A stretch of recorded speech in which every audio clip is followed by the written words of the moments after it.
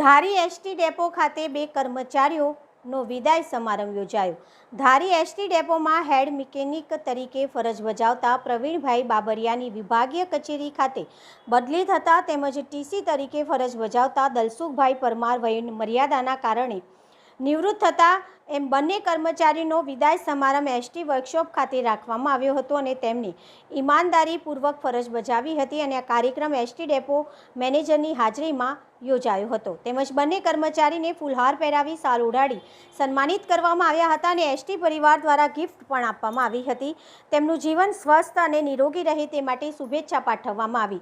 આ તકે ઉપસ્થિત ડેપો મેનેજર એમ દાદુ તેમજ વહીવટી સ્ટાફ તેમજ ડ્રાઈવર, કંડક્ટર, મિકેનિક સ્ટાફ તેમજ એપ્રેન્ટિસ તેમજ તમામ કર્મચારીઓએ મોટી સંખ્યામાં ઉપસ્થિત રહ્યા હતા અને અંતે ઉપસ્થિત સૌ કોઈ ભાવુક થયા હતા અને આંખોમાં આંસુ આવી ગયા હતા અને ભાવભરી વિદાય આપવામાં આવી હતી અને કાર્યક્રમને સફળતાપૂર્વક પાર પાડવામાં આવ્યો હતો। રિપોર્ટર ડામોર વનરાજભાઈ, ધારી।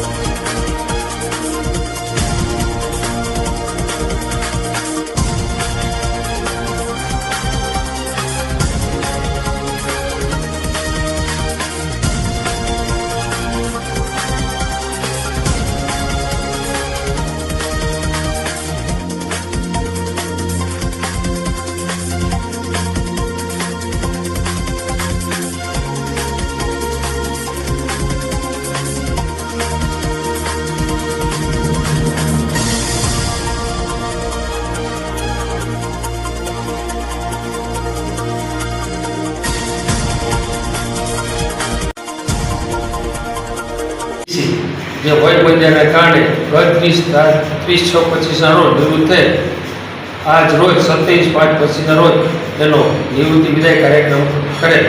તેમાં પ્રમુખ સ્થાને શ્રી